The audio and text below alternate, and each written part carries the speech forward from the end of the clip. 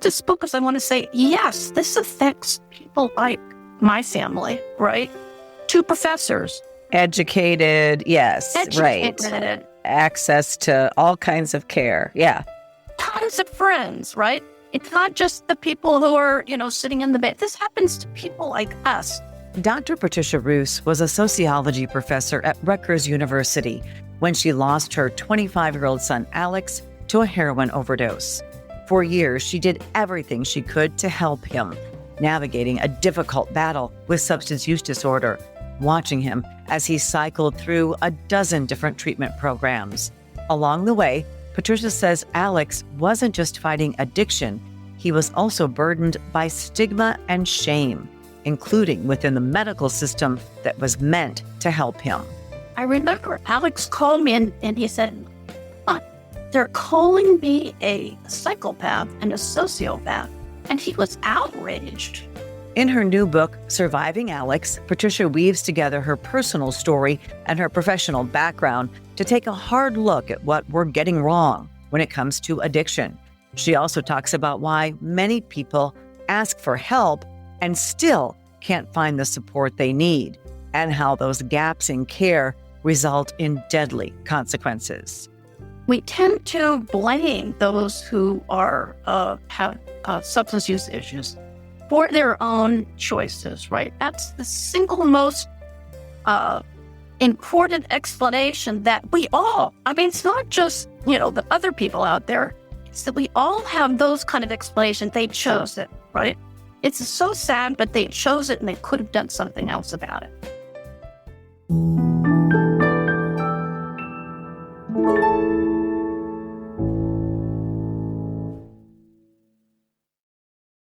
Today on Grieving Out Loud, I'm joined by someone who brings both a mother's heart and a sociologist's insight to the conversation about addiction, loss, and stigma. Dr. Patricia Roos is a professor emerita of sociology at Rutgers University. After losing her son Alex to a heroin overdose in 2015, she shifted her life's work, turning her grief into activism. Her new book, Surviving Alex, A Mother's Story of Love, Loss, and Addiction, weaves together her personal story with her professional expertise to examine how stigma, inequity, and lack of compassion in our healthcare and treatment systems can lead to tragedy and how we can do better.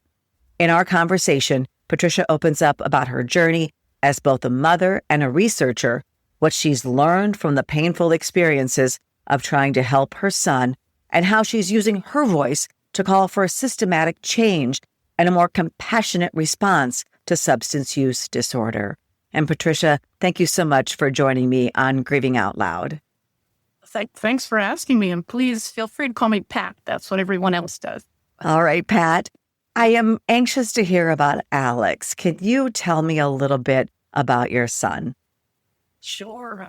He was really the light of our lives. He was, easily born, easly raised until he got older. But he was just so smart and so good looking and, just had so many friends. The life of the party, just a singularly, interesting, smart, but also sensitive. And I think this is something where when I talk with parents who lost their kids or who have kids who are addicted to or have substance use issues, they always say the same thing. He was so sensitive or she was so sensitive.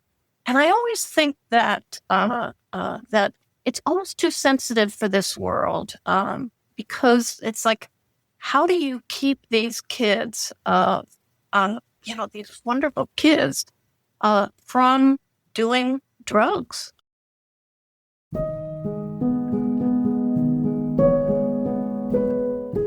In more than 250 episodes of Grieving Out Loud, I've talked with many parents who've lost their children to substance use disorder or just experimenting with drugs.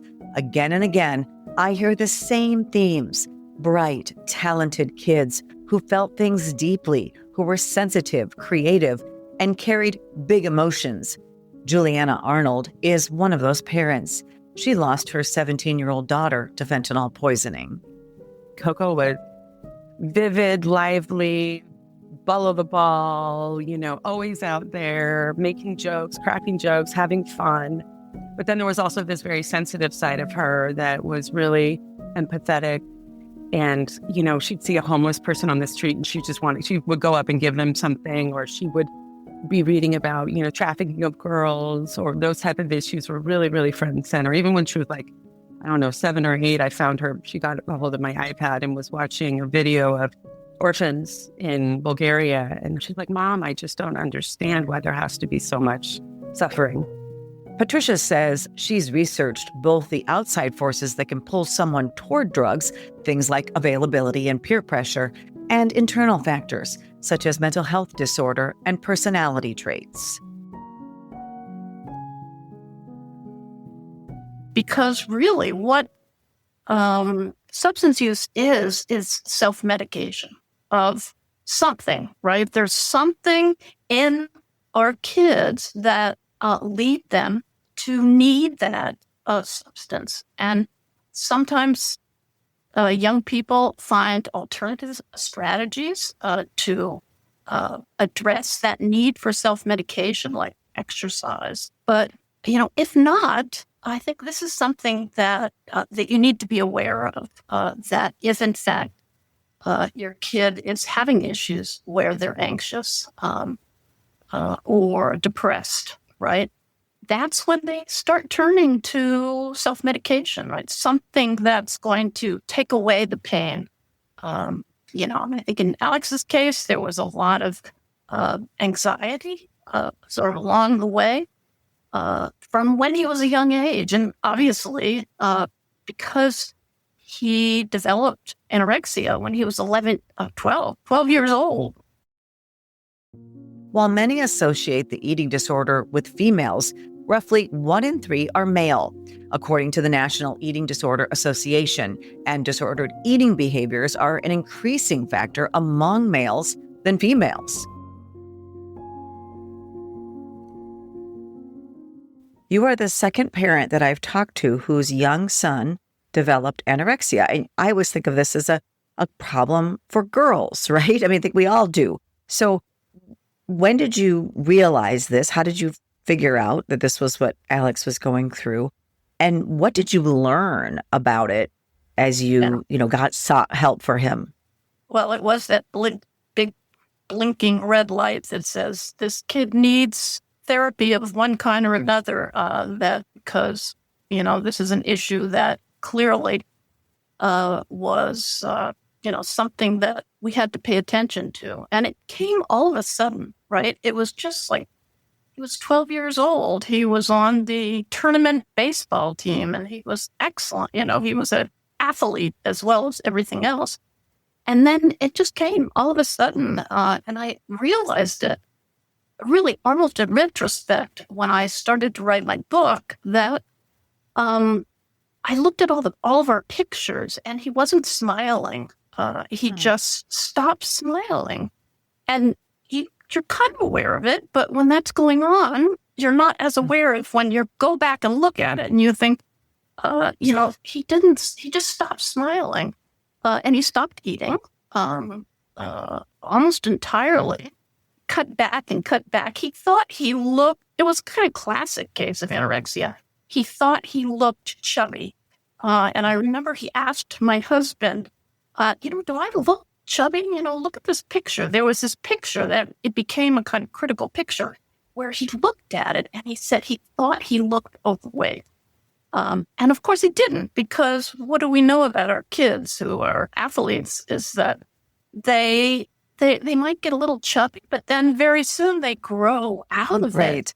Right, when they're growing. As parents. But it's hard to express that to young people that, well, you play baseball, you do karate, right? You do all of these sports, and you will grow taller and you will grow out of it. But that was something that he angsted over. And he thought the girls didn't the girls didn't like him anymore, and he thought that they liked other people, and you could just see the anxiety building. And anorexia is about control, right? Exactly. If you could control the food, I look over a lot of diaries that he had along the way, and one of the it's not an official diary, but he wrote notes, because whenever you're in therapy and institutionalized, right, they always want you to write. So I didn't see some of the writing until after he died, and that's exactly what he started. He just started wanting to control. And if he could control what he ate, that meant he was in control of something, right? And so, it's not just we think about it as girls, and certainly he thought about it. Because he was embarrassed about it, right? When he kind of got over that part of his life, he was embarrassed. He didn't like people to know. Are you ready to protect the next generation from the dangers of substance use? Emily's Hope has created a comprehensive K-12 substance use prevention curriculum designed to educate, empower, and equip students with the tools they need to make healthy choices. Our age-appropriate lessons start in kindergarten and built through high school, using science, real stories, and interactive learning to help kids understand their bodies, brains, and risk of drug use. We're already reaching thousands of students across multiple states, and we're just getting started. Visit emilyshopeedu.org to learn more and share our curriculum with your school administrators and counselors. At Emily's Hope, we believe prevention begins with education. Let's work together to keep our kids safe.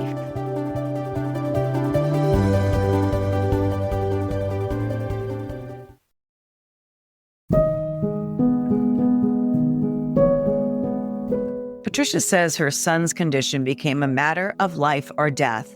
By the start of the 7th grade, his weight had dropped to just 68 pounds.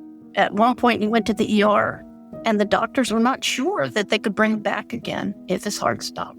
So it was serious, and he was losing weight as opposed to gaining weight. That's when Alex entered a 7-week inpatient eating disorder program, followed by 6 weeks of outpatient care and months of therapy. Patricia was extremely relieved because it seemed like the treatment was working. Within about 6 months, he was sort of back, and his friends were fantastic because they just took him right back in again, and they gave him all the support. The people who ran the school gave him support, and so it was really a win-win in terms of getting that support from all of his ecosystem, so to speak. And I bet you felt like you were sort of out of the woods then, like you had tackled this problem, you solved it as best you could, and moving forward with his life, he seemed to be doing well again. Yes. But things changed.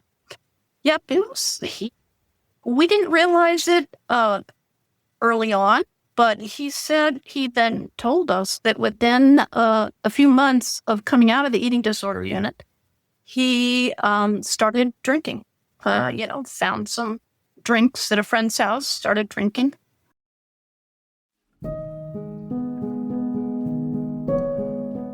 Unbeknownst to her, Patricia's son also began experimenting with marijuana in high school. At the same time, Alex was thriving in many ways, a standout baseball player with dreams of becoming a doctor.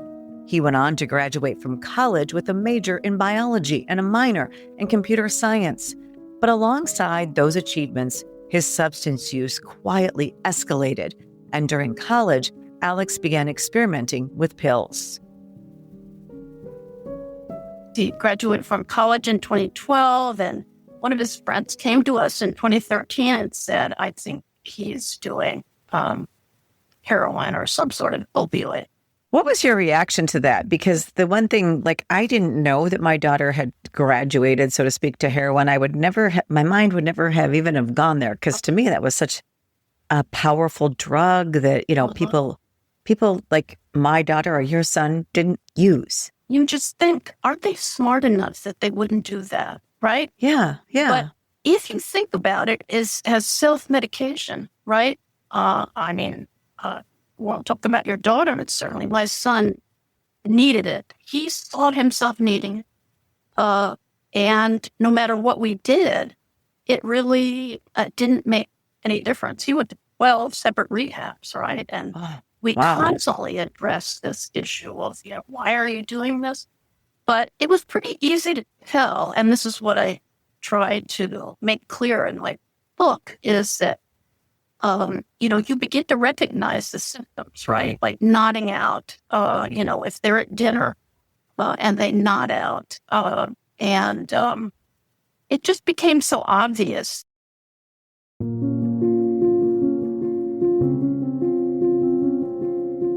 As Alex battled substance use disorder, his life was marked by additional trauma with the deaths of both his aunt and uncle. The very summer that Alex graduated from college, Chips, my husband's brother, died, and we took on their children, who were 12 and 16 at the time. The losses kept on coming. Alex soon lost his grandmother, and shortly afterward, he experienced his first drug overdose.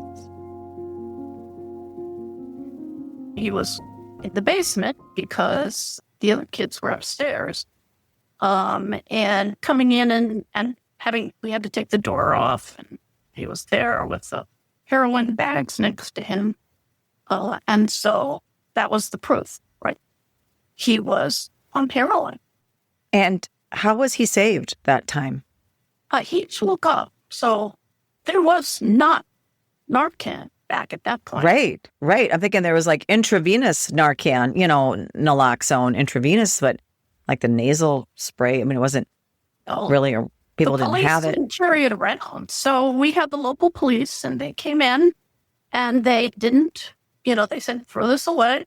We considered him a victim at this, and we took him to the hospital, and, he walked to the ambulance because he kind of woke up on his own. That overdose was the first of 4 that Patricia knows her son experienced. It also marked the beginning of a long cycle of treatment, 12 different programs in all, where she says Alex didn't just battle addiction, but also shame and stigma, sometimes coming from the people who were supposed to help him heal. Alex was certainly taught to feel like he was just an addict, right? I don't tend to use that term addict because I think it's negative in a way that we don't need to talk about people. Dehumanizing. Yeah, dehumanizing, exactly. The worst one was when he was at a psychiatric hospital. Within a week, the psychiatrist, the social worker, not so much the lower level staff people, but people who really matter, who are making the decisions, really decided that he was beyond help. This was a 4-week program, and within 1 week, they had already consigned him to the ash heap of addiction, calling him a addict. That was the easy one that they thought, but also a sociopath and a psychopath. And there was really, first of all, those diagnoses don't even exist in the larger, psychological environment. So it's not even a real diagnosis. And yet, the psychiatrist was using this terminology. And I remember Alex called me and he said, they're calling me a psychopath and a sociopath. And he was outraged. And he had a run-in with his social worker early on in that first or second week. So that you felt like they had already made up their minds about him and decided that he was not going to make it in that program. They used words to that effect. We worry, we hope he can that this program will make some difference to him, but it may not. And it did. So he was really set up to fail. Yes, exactly. Which is so tragic. It is. And then people internalize, what is, especially somebody who's already feeling shame for what they're doing. Right. And then they internalize the experts, however the experts treat them or whatever they say to them. It's just so sad. Well, Alex got irritated at them, which was, I think, much more positive. Just feeling, I mean, you're absolutely right that there was sort of more shame, heaped upon more shame, because he certainly felt that shame. But he did not like almost any. There were a couple of rehab programs that I think were useful for him. Mostly the rehab programs were not useful. There's another example that I talk about in that article where right before he died, they sent him down to Florida, and that was the last rehab that he was in. And, he did what all people who have substance use issues do, right? He got access to drugs and drinking and Xanax. He walked into an urgent care facility, and the doctor, within 20 minutes, gave him 90 Xanax and 30 Ambiens. Right off the street, knew nothing about him. And I have all that paperwork because one of the things sociologists do is look at the receipts, right? Look at the paperwork associated. And I had that from the psychiatric hospital, but also this small urgent care place. I know exactly the paperwork that they filled out and, what they put in all their files because I had access to it. As Alex's medical heir, I had access to all of that information. And that was incredibly useful because I was able to see in the words of the psychiatrist and the social worker and all the people who worked in the psychiatric hospital, they were saying what they were putting in the paperwork for their institution. I'm sure that they were not happy if they've seen what I've written. You can learn more about Patricia and her book, Surviving Alex, A Mother's Story of Love, Loss, and Addiction, by checking out the show notes for this episode. We've included a link to her website where you can find her book. And while you're there, we'd appreciate it if you'd just take a moment to rate and review this episode and share it with those you care about.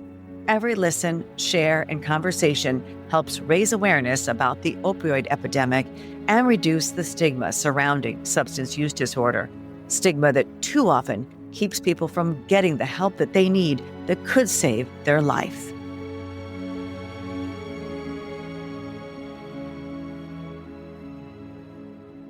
I think it's really the institutions in our society that are failing. We always talk about it as being a personal choice, right? And we tend to blame those who have substance use issues for their own choices, right? That's the single most important explanation that we all, it's not just, the other people out there, it's that we all have those kind of explanations. They chose it, right? It's so sad, but they chose it and they could have done something else about it. So that's, still, if you watch movies and stuff like that. Exactly. Social media comments, it's everywhere. Yeah. And it began to change somewhat historically. If you look at it over time, that there was then this movement to a brain disease, right? Which is better to think about it that way, right? In the sense that you think there's some kind of issue there that brain disease then assumes this idea of total compulsion, right? That once you take that one drug, that very first time, it's all over. But I just think it's really, as a sociologist, right, what I think is really going on is that you need to take into account context, right? The text in which those choices are made. Choice is still there, no question about it. But we need to think of that context. Like, if they're taking drugs for self-medication, right, one way or the other, then we need to understand, right, is it a psychological issue, right? Is it trauma? Is it socioeconomic kinds of factors that lead to this? It's context that we need to take into account. So it's the social, psychological, all of it together, right? So it's not just like, oh, just something's wrong with your brain and that's it. Oh, it's a choice and that's it. It's a function of what's happening in their lives, what's happened in their past, all of it, their personality traits, and obviously brain chemistry and wiring have something to do with it. Have you lost a loved one to overdose or fentanyl poisoning? I'd like to invite you to share their story on our new Emily's Hope Memorial website called More Than Just a Number. They were our children, siblings, cousins, husbands, wives, aunts, uncles, and friends. So much more than just a number. You can submit a memorial today on morethanjustanumber.org. Addiction is widely classified as a chronic brain disease by major medical and scientific organizations, including the American Medical Association. But for many people, public perception and even parts of the treatment system haven't fully caught up. In a previous episode of Grieving Out Loud, I spoke with Trent Carter, a nurse practitioner who saw those gaps up close. After witnessing how hard it was for people to access compassionate, effective care, Carter decided to do something about it. He opened a rehab center that has since been recognized by Renew Health as the best drug and alcohol treatment facility in New Mexico. I view addiction as a chronic disease. I think that is very commonly accepted here in Western medicine. That's the way we view it. So how do we treat other chronic diseases? Well, blood pressure or diabetes or high cholesterol, you name it. I think first and foremost, it starts with lifestyle changes. Start exercising, change your diet and nutrition, right? Change your sleep, stop drinking alcohol, things like that. Okay. So after we implement those changes, you then follow up with whoever that doctor was or medical provider was, and then you evaluate how it's gone. Hey, have you done these things? No, I haven't. Or yeah, I kind of have, but we're unsuccessful. Your blood pressure's still high. What's usually the next step? Medication. Okay. And then over time, that medication dose may go up because it could worsen, it could remain the same, or maybe they've actually started to implement some of these lifestyle changes and the medication dose could go down and ultimately they could come off. It's the same thing with MOUD or Suboxone. So right off the bat, I think that we need to look at lifestyle, change that environment, change these habits, change our routines, change our mindset. And if we're not able to, Suboxone is very appropriate. It's very safe. It's very effective. It changes that person's life. It changes their family. It changes the community that they're around. And if they need to remain on it long term, so be it. In addition to changing how society views addiction and reducing stigma, Patricia says one of the most urgent needs is earlier access to harm reduction, especially naloxone, known as Narcan. if we can think about how we keep them alive, Right. that's why I think the whole focus on harm reduction kind of approaches, as opposed to criminal justice kind of approaches. What I see is the need to move toward approaches that are public health oriented, not to criminal justice. And I think, so when I say what could have happened, I think if we lived in a society where we didn't throw people in jail for substance use issues, but rather we give them treatment.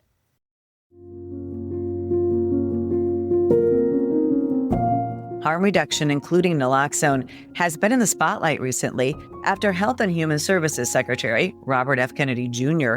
outlined details of a new nationwide initiative. In discussing the program, Kennedy criticized what he called misguided Biden-era policies, including harm reduction efforts. However, many public health officials point to expanded access to naloxone as a key reason that drug overdose deaths have dropped over the last couple of years. Patricia agrees. It's because of harm reduction in large measure. There are other kind of explanations too. People have looked into, what accounts for this. But one important reason is that we moved to a harm reduction approach that was successful. Right. And that didn't even exist. I mean, I learned about harm reduction after Alex died. I heard Of course. nothing about it. It was not even in my realm of consciousness. Good researcher. Well, I felt the same way as a journalist with my daughter dying in 2018. I'm a good researcher. I had just started talking about fentanyl. I was doing stories about heroin and overdoses. Nobody was talking about naloxone or Narcan. No. Nobody. And so our children, unfortunately, died at that time when it wasn't available. And I know other people's whose children are now alive because of it. They may not be doing great, but they're alive, which means there is hope for recovery. Exactly. That if you can get them, if you could save them, if you give them more years, then they may come to it of their own accord. I mean, they have to get to the point where they're ready. There's no question about it. But you got to give them that chance because, I mean, it's one of the things that I think you probably must feel this way too, is that I wrote this book because I want to say, yes, this affects people like my family, right? 2 professors. Educated, yes, right. Access to all kinds of care, Tons of friends, right? It's not just the people who are, sitting in the bed. This happens to people like us. And like, what? I want to be. I mean, when I don't know if you felt this way, but when Alex first died, people weren't even putting anything in obituaries about why they died. And to me, I had to be outspoken. I had to let people know because I wanted to say, this happened to us, right? And I think you're doing the same thing. You're very visible about it. And I think that that's what's really important, to do that.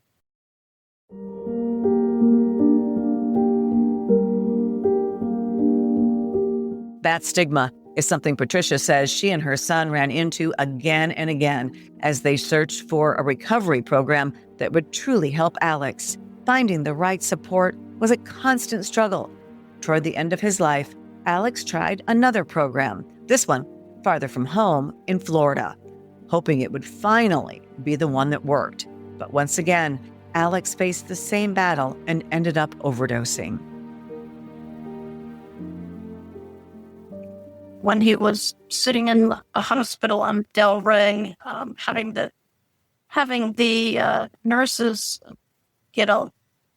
so inhumane to him, we got to get this addict out of here. I'm not going to feed him anymore. I mean, it just broke my heart to read. My sister-in-law had gone in with him and talked with the nurses, and they knew. We talked to the doctor. They knew he had a family who loved him, and we just arranged to bring him back. And we did, brought him back home, and then it was just sort of deterioration, and ended up in Newark, which is a big town in northern New Jersey, right across from New York City, and we thought he was going to what would have been his 13th rehab, but he told them he wasn't going to. He got back on the train and went right through our town back to Newark and then disappeared. We didn't know where he was. And then, I think he died on Mother's Day. That's from the timing of it. But it was the day after Mother's Day when the police came and told us about it. So he died in Newark. In Newark. On Mother's Day. And I'm sorry, the last day I saw my daughter alive was on Mother's Day. And it makes it such a... Mother's Day?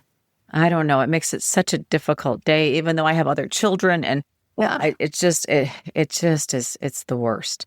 Yeah. It's brutal. Brutal is what it is. Brutal. And now, all these years later, you've pieced everything together. You've relived it all many times, I'm sure. You wrote this book called Surviving Alex. Why did you call it that? I wanted people to know that you can survive the worst. And I spent years and years trying to figure out how to do it, and I mean, it's interesting to me to talk with moms or, sisters or, family members who try to find a reason for their lives, right? So, I went through I go through this nauseum in the book, right? Trying to figure out, what do I do? And, should I get involved in various kinds of larger programs and, self-care, you name it. I tried absolutely everything. And I even went to a psychic. That's not unusual. I think most parents do that because you're just looking for guidance, for answers, and you don't have very many. Well, yeah. I know my husband was a little bit aghast, right? He says, "You're a simple scientist, you believe in that?" And I said, Don't take it too literally. I said, my view is that if you go there and it's helpful, Right. that's all that matters, right? Right. And I said it's helpful. And the psychic told me that I was going to write a book. So what did I do? I wrote a book. You fulfilled the psychic's prophecy right for them. Yes, you wrote the book. Yeah, your questions. I wanted people to know that you can survive this worst. And so that's how I ended up with the book. I was writing for good, writing to, it became therapy, writing. Yeah. I feel that way about writing my blog. Like it was very therapeutic. And I wanted other parents to know they weren't alone. Exactly. I think there are a lot of universal experiences and feelings that you have after the loss of a child, especially in a stigmatized way. People who are going through it need to know that there are people like us who have gone through it. And I've written an entire book about here's how you recognize the symptoms and so forth and so on. But here's how you go through a strategy to, get beyond it. You never, of course, get totally beyond it. But it's the people who really need it. And since I moved to D.C., I live in D.C. now. My husband and I moved here in 2022 after both of us retired. And I've come across people. I have given talks. But some people have come to me and, they read my book and they say, oh my God, this is so helpful. And I just want more people to see that. But not just people who need it because they went through it or are going through it, but also people who think it can't happen to them. Because I'm sure you found people who think it can't happen to them. So many people think so many people. I think, it happened to me, it can happen to you. Right. Did that answer? Was that answer? Yes. And thank you for writing the book and really appreciate it. And thank you for coming on the podcast and for sharing Alex's story with all of our listeners. And I just think that you have a very powerful message, and I hope that you keep doing this advocacy work. Thank you for taking the time to learn more about this important topic impacting millions of Americans. Every week, we release a new episode of Grieving Out Loud, but you can check out hundreds of other episodes anytime on our website, emily'shope.charity. You can find a link in the show notes. On our website, we also have resources for those struggling with substance use disorder, along with the latest news and information surrounding addiction and the opioid epidemic. Remember, you're not alone. Help is available. Thank you again for listening. Until next time, wishing you faith, hope, and courage.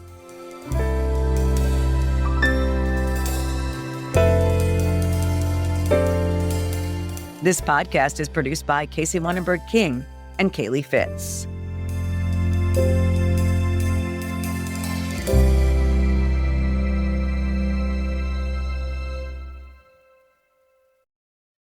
Have you lost a loved one to overdose or fentanyl poisoning? I'd like to invite you to share their story on our new Emily's Hope Memorial website called More Than Just a Number. They were our children, siblings, cousins, husbands, wives, aunts, uncles, and friends. So much more than just a number. You can submit a memorial today on morethanjustanumber.org.